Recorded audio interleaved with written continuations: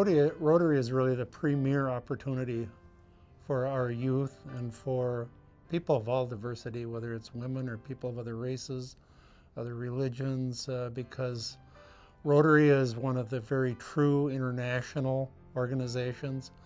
And because we live in such a small global community, I think when those of us with gray hair grew up, the idea of traveling to other countries, learning other language was not something that most people really thought about or even conceived would be possible. I think the young people of today understand that they need to have a second or a third or a fourth language. They understand that the opportunities to travel to other countries and learn about other people's cultures and what opportunities are there and how we can help each other and how this can lead to, as our new theme is peace through service.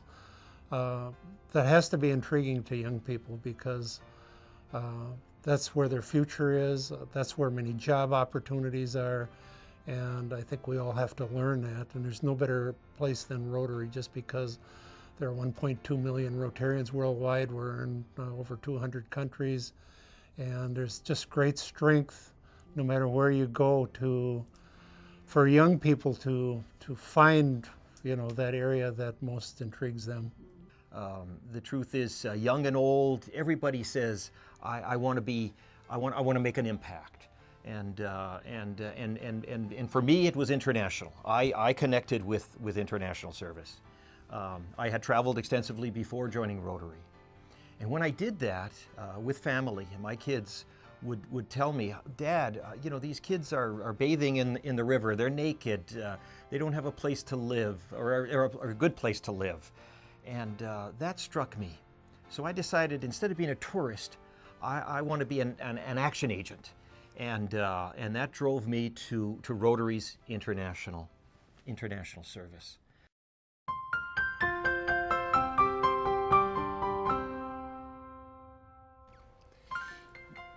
You think you're going in for sometimes personal reasons, but you find out so much about what Rotary is doing throughout the world, even in our own communities with education and students and park cleanup and little things like that, or what you think are little things. And then it turns into helping other people in the rest of the world. Rotary, through matching grants, takes $1 that a club member will donate, adds a district match. $1 grows to $2. Rotary International will match both half of the club and the district's match. So $1 grows to $3.50. What a tremendous opportunity to make a difference.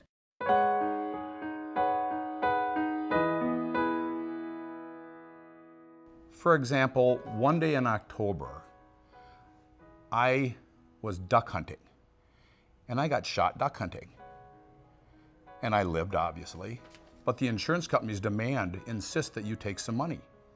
So we took a good chunk of that money and started leveraging it. And I found out that in Bolivia, they needed a water well in a little village where they were drinking the same water that their cattle were grazing in. And so I challenged our club with $1,000, and our club matched it immediately. And a neighboring club did the same thing, and the district did the same thing. So we have $8,000. And the club down in Bolivia, who happened to be a GSE team visiting at that time, came up with $2,000, and their district $2,000. We had $12,000 that Rotary International matched dollar for dollar. So one little hunting accident turned into a $24,000 project in Bolivia, and these folks got a water tower and water to their community, and clean drinking water, and I'm sure a lot healthier for it. Now that just happened to be at the right place at the right time. I'm not sure if that's the right word, but it worked out for everybody. It worked out for them, and it worked out for me just fine. So I have my vision. I have a couple of scars to prove it. I get heckled from some of our past district governors, but it's fabulous. I couldn't be happier on the way that thing happened. I mean, talk about a weird thing of fate.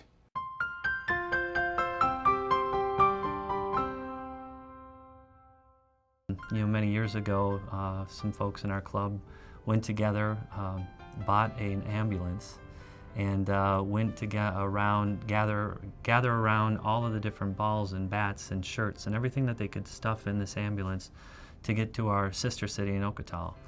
And really just a tremendous story when you start to hear about it. And then they take it even further and they talk about going down there and seeing the ambulance drive by and kids walking around in Hudson t-shirts. So a really pretty inspiring when you just hear about some of those different opportunities. We have a lot of different speakers come in. One of the things that's really kind of got the fire going in my belly right now is some programs around literacy. I happen to work for one of the largest printers in the world, our Donnelly, and I see some opportunity for us to work together, and I've been spending some time with the Rotary Foundation. I went to Rotary One, got to learn a little bit more about some of the heritage there and tradition, and how we could possibly work to bring some neat programs to life. But all of that starts by looking at each of the individual people that go out and make a difference in a small little area or third world country that they don't have books, they don't have any schools, they don't have a library, that they don't really have any program or structure to really train these children for what we can learn today and what they can learn into the future. So very excited about that, and I think that when you have an opportunity to be around people that are truly inspiring, you really can come up with some great ideas, and they start with one individual, and then you really can work on from there with just taking the energy from the other folks in your club and, quite frankly, in your district.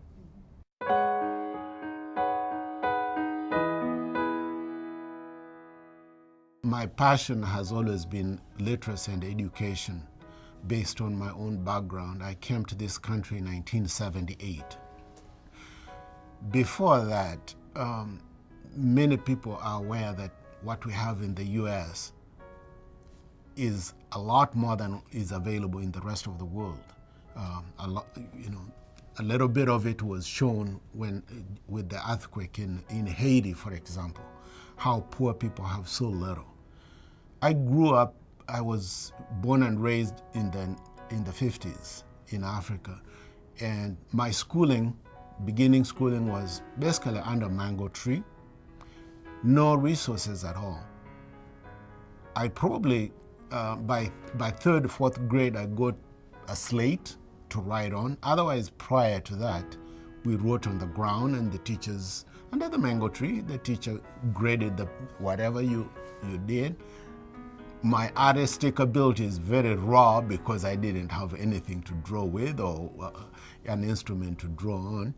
So when I came to this country, after the troubles in Uganda with Idi Amin, I made it a point to educate my brothers and sisters. My father subsequently died shortly after I got here in 1978. I think he died in 1980. And I educated, there were 9 of us. I educated everybody, and I'm still doing the same work. I linked up with a guy called Tom Worth out of Stillwater, who had visited Uganda about 21 years ago and saw how empty the libraries were. No books, no resources for schools. And I started working with him at that time, basically sorting books that were donated, sending them. In the beginning, we sent them via suitcases and UPS shipment. It was a little cheaper still then. Now, over a period of time, it developed into full containers. More and more people joined to help us carry the torch. Without Rotary, Books for Africa would never have succeeded. We linked up with the Rotary clubs, and I think it was quite interesting that Stillwater Rotary Club was one of the instrumental clubs in encouraging the young organization. And throughout the nation, there are Rotarians participating in shipping books and sponsoring containers with books for Africa. In the last few years, I have helped raise money to ship containers of books to Uganda. Currently, I'm working on two containers of books to Uganda again. And in recent weeks, I've learned that there's a need in Southern Sudan. So we are working on raising some more money to send a container or two to Southern Sudan. Couple of the things that are critical in this whole process is Rotarians have sorted books at our warehouses. They have given books themselves, and they have given money. And quite a few Rotarians have traveled overseas to deliver books. I just came back from Uganda 2 months. I spent 2 months in Uganda, January and February, because in 2010, when we shipped a container to 2 schools, one of the primary schools didn't even have a place to store the books. So they asked us, can you help us? Can we partner? So they asked us to help them build a library. We thought about it. It's a non-Rotary project because Rotary doesn't do brick and mortar. But a lot of Rotarians have contributed a lot of money. We were able to raise almost $80,000. We need another 10, 15 to finish the project right now. The building is pretty much complete. We need glass, we need paint, we need a little bit of electrical. So I am working on a Rotary grant to try and secure money for the furnishings inside this particular library. In a little primary school in Kidera in Tororo, which is eastern part of Uganda, about 6 miles from the Kenyan border.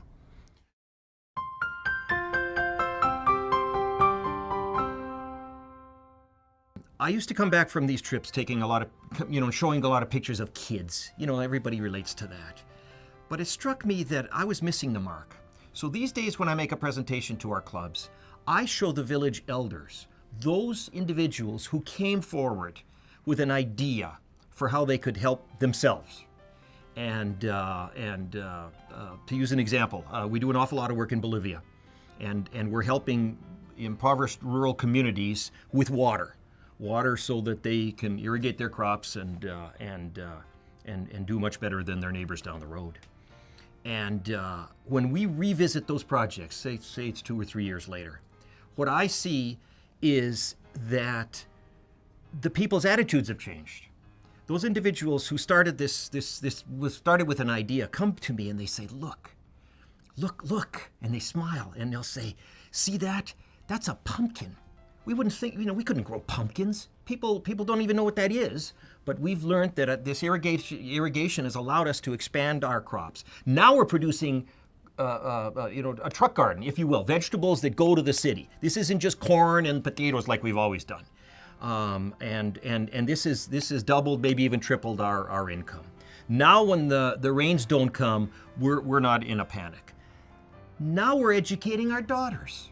That is to say, they now, for the first time in their lives, have a plan for the education and betterment of the next generation and the generation after that. So when I return from those trips, it is terribly empowering. I come back to the Rotary meeting and send this message, and it's just all good. It's just all good.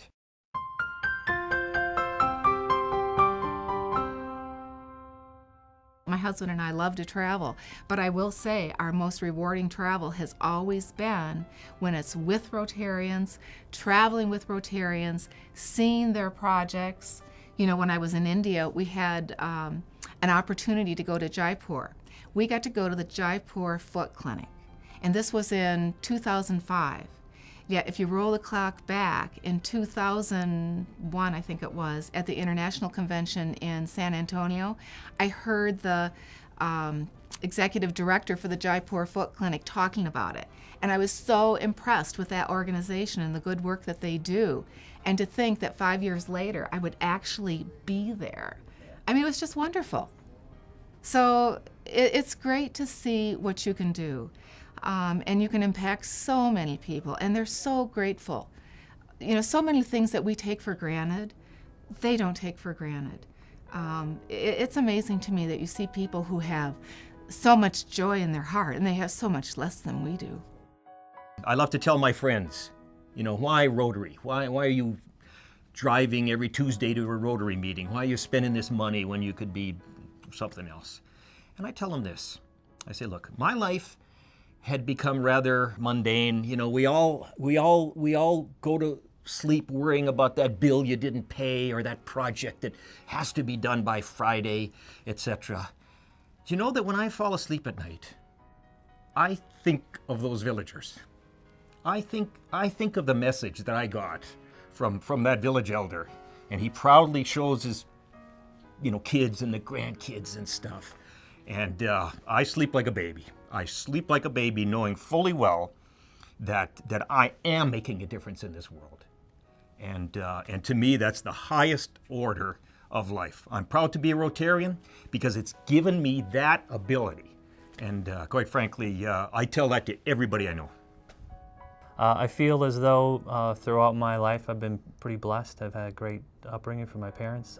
They've been great leaders in my life, and they've also shown me a lot about, you know, what the importance of giving back.